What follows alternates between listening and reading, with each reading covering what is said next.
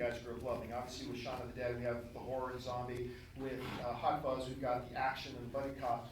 How did you guys first imagine, when you're taking all these amazing themes, by the way, of going home again and things like that, of working sci-fi into it? Why did that match work for you? I think on this one it kind of came the other way around, as we sort of had the idea for the story and about coming home, and in a way the idea of like coming home and being alienated and the sort of the fear of change, and for Gary King, Alienated.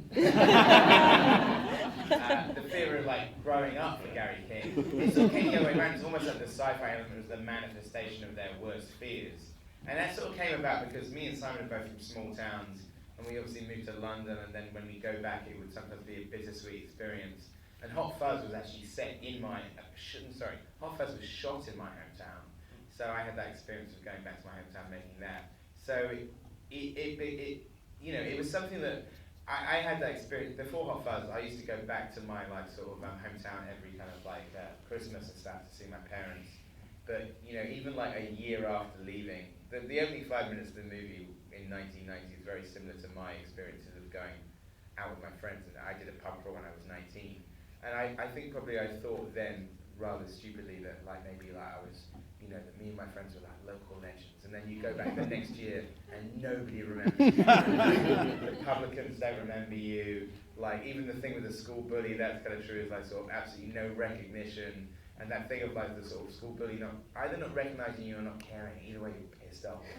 So it sort of came out of that, and I remember saying to a friend of mine years ago, like just feeling kind of weird about going back, and just feeling every time I went back, less and less people recognized me. And I felt like the town had been replaced, and I remember saying to my friend, whenever I go home it feels like body snatchers. And so that was just something that lodged in my head for a very long time until we started talking about the idea for this. Nick and Simon, we've all seen a lot of comedies with pairings on screen, and for one reason or another, a lot of times we as audience members just don't buy them because we don't buy into the chemistry. We never think, oh, these two guys would ever actually get along. For whatever reason, Say some names, spill it. when you guys are on screen together, it's the chemistry you have on screen, regardless of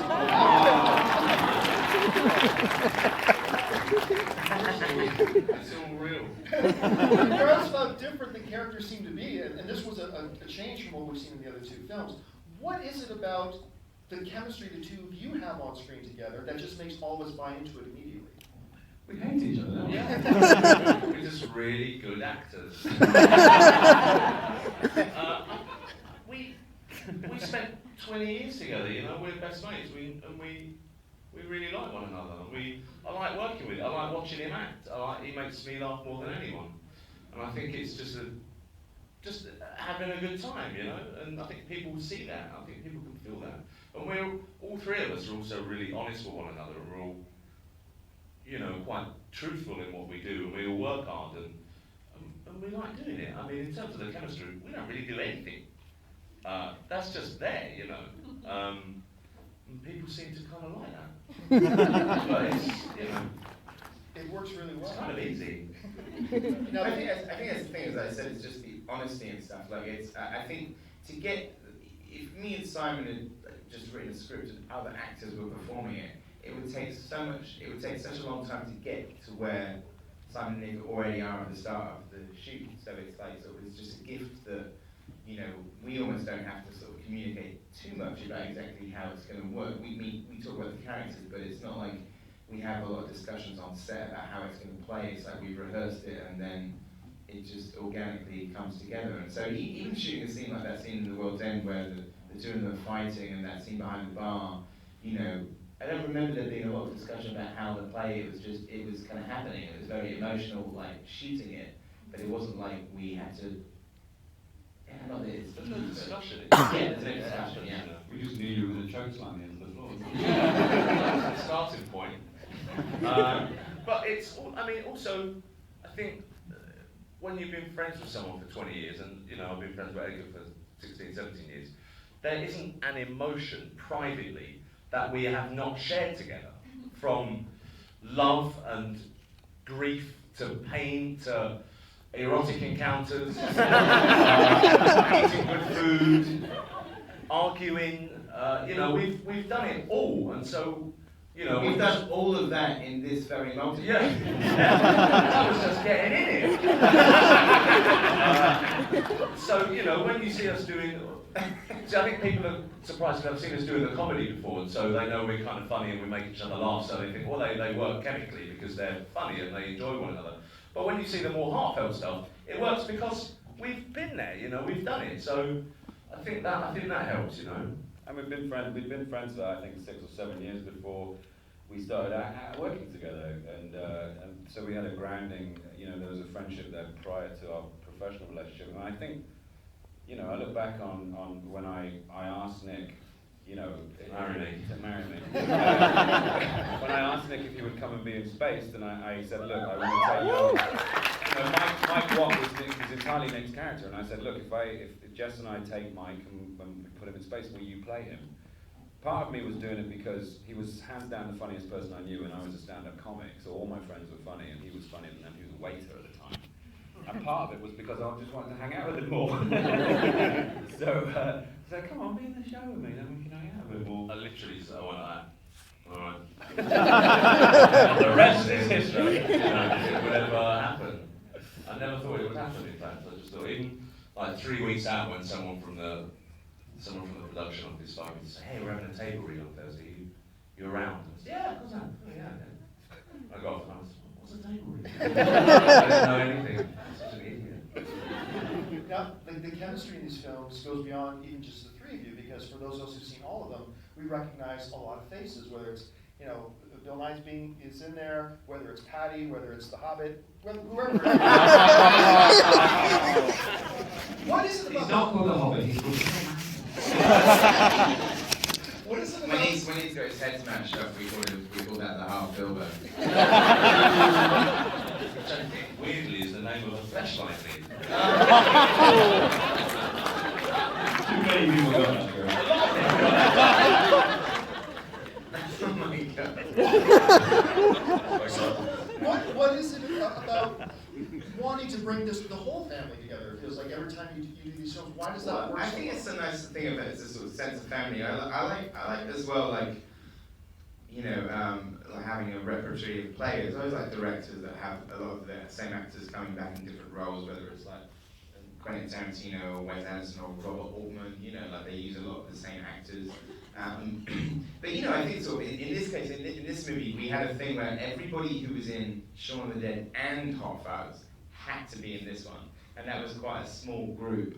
It was like Simon Nick, Martin Freeman, Rafe Spall, Bill Nye, Julia Deacon, Kevin and Nick Wilson, the twins. I think that's it. And Patricia Franklin, who's the lady who gets kind of thrown through the window. One of my favourite reoccurring players, or two, in the film is in the initial scene when you see Gary in the psychiatric hospital. He's sat next to Bloody Mary, the zombie from Shaun of the Dead. Yeah. And at the very end of the film, the guy that goes, "Black bastards," when I walk into to the Rising Sun with my young friends, is the Hulk, is the other zombie in the garden. So it's bookended by the two first zombies in Shaun of the Dead. Martin Freeman, though, we really wanted him to have a lead role in this because he has one scene in Shaun of the Dead, 2 scenes in Hot Fuzz, and we kind of figured The Hobbit made $1 billion, and we reckon he could do a bigger part. So maybe, just maybe, he could handle this role. We actually there were some very, obviously some pretty outlandish fight scenes.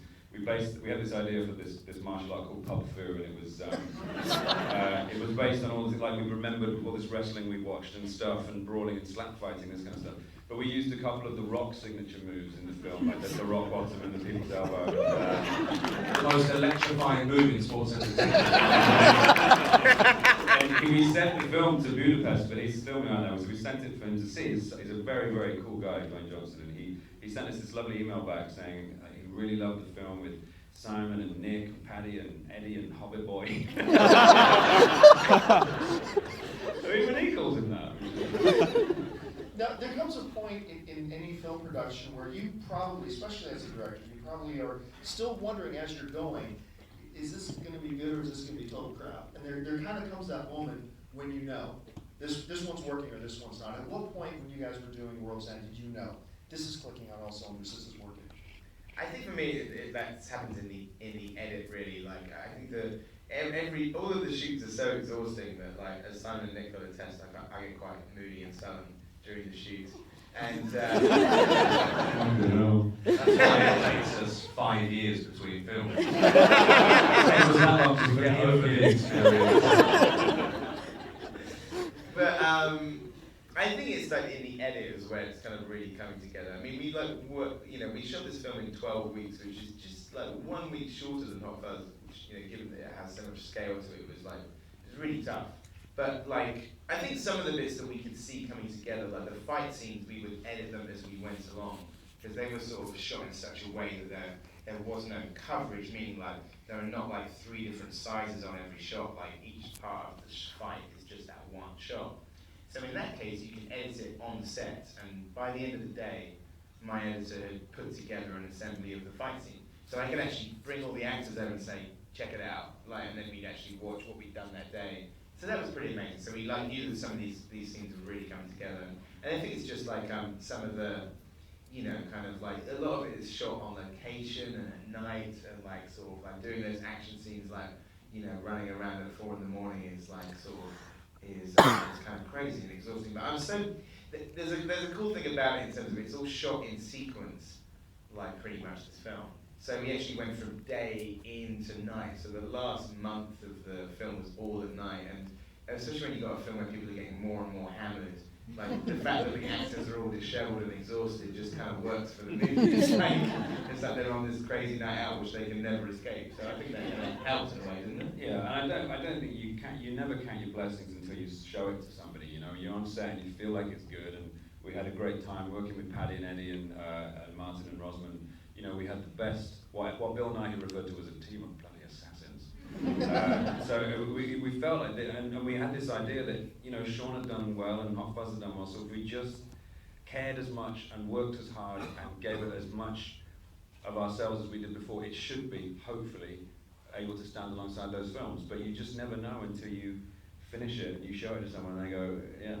So it was, you just never want to jinx it by saying this is fucking great. We just, the Rotten Tomatoes score for like World's End is 91, which is very good. Yeah, but here's the funny thing, I saw like Shaun of the Dead, Hot Fuzz and The World's End are all 91.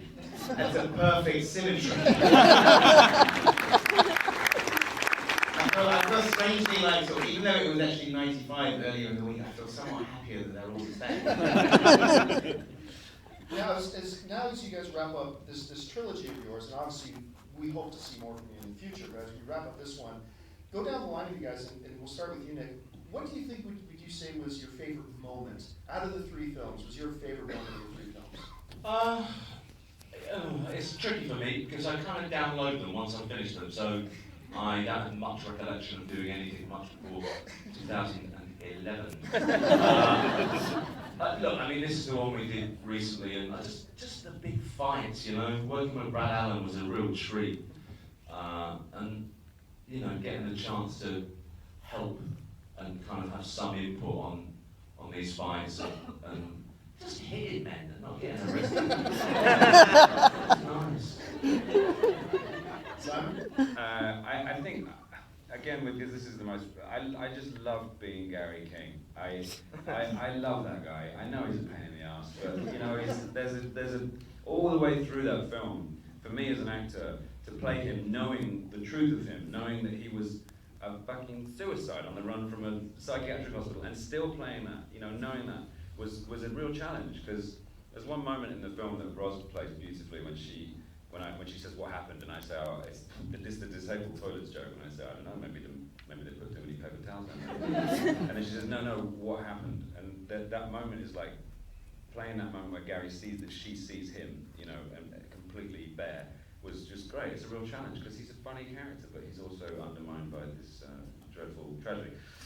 Going back to Shaun of the Dead, though, the time when we were outside the Winchester, and I stood up and went, come on everybody, follow me, it's a running buffet. When all those zombies went, I fucking shat myself.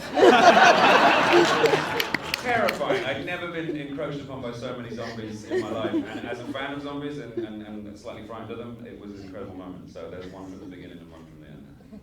Edgar? I pick a moment from each film. My favourite bit in Shaun of the Dead, which I never tire of watching, is after they've beaten up Mary and the Hulk and they're sitting back on the couch eating the tea and eating the ice cream. I love that. In Hot Fuzz, it's Simon kicking a granny in the face. And I don't know, in this one, like, apart from the fight scenes, I never ever tire of watching the epilogue. Mainly because it sort of came together, like sort of the effects came together, like sort of like the energy wave and the whole of the epilogue was just completely bananas and something that was literally we always knew where we were going to end up, and to do like sort of like our own goth apocalypse was like such a treat for me. So I really love watching the first 5 minutes of this one. So that would be my 3 moments.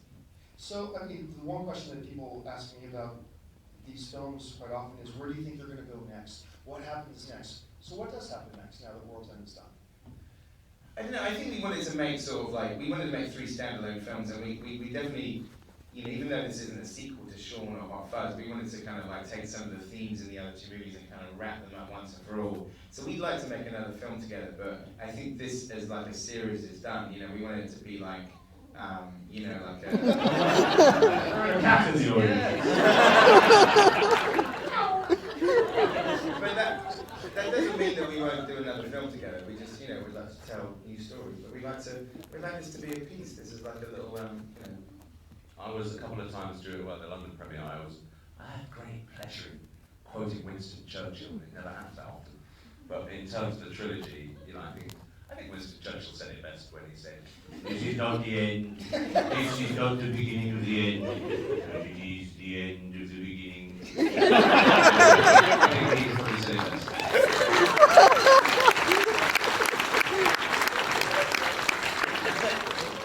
Now, if we were to walk out of here, head on over to the Pink Taco and start an epic pub crawl across LA tonight.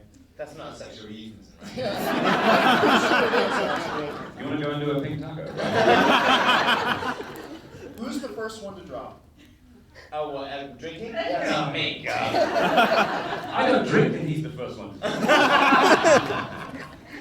I would very much be Martin Freeman's character in the opening sequence. In fact, that's exactly, when I did a pub crawl when I was 19, like, I was the instigator. I was like the Gary King of the group, and so I instigated it, and I dropped out at pub 6, exactly like Martin Freeman does.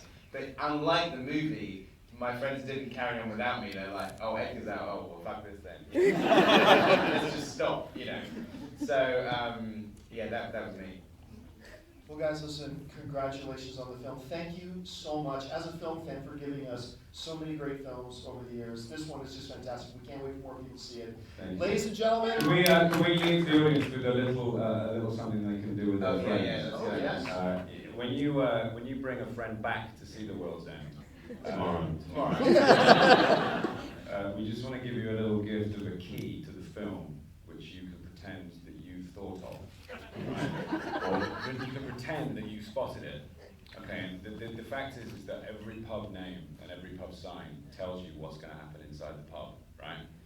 So. Yeah, I know. I'm not coming back. I know. Forget it. This lady is so over it. Okay, so the first post is the first pub they go into. The Old Familiar looks exactly the same as the first post, so it's familiar. The Famous Cock is where Gary was barred, and he's the famous cock. Cross Hands is where they have their first fight, where they cross hands with the network for the first time. And the sign actually is 5 hands all together, so it's like 5 guys cooperating. The Good Companions is where they pretend to be friends, and the sign is like 4 unhappy faces and 1 happy face in the middle. Gary, obviously, on a night out, having a good time. And then the Trusty Servant is where we meet Tyres. Is where we meet Michael Smiley, who is the trusty servant of the network at that point. He's collaborating with them, and the sign is him holding glasses like serving. The 2-headed dog is the twins, obviously, that they find in the back garden, and the beer garden is the 2-headed dog. The mermaid is the marmalade sandwich, and the sign is 2 blonde mermaids and a red mermaid in the middle, and they're there to sort of, you know, tempt the guys. The beehive is where all the network are, because it's like the hive of activity. That's where they're all waiting for the guys to come in for Gary's sort of one of Gary's interventions. The King's Head is where Gary decides to finish the pub crawl alone, so it's his mind that we're in. The Hole in the Wall is where Stephen drives the beast through the wall. And The World's End is where the world ends. So, What we're going to do, you come back tomorrow, you buy another ticket, you bring something you haven't seen before, then you go over to the Pink Tavern and you say, hey, wait a second. I just figured it all out. The pubs are all like all of the pubs. Just reel that off, and you will get laid.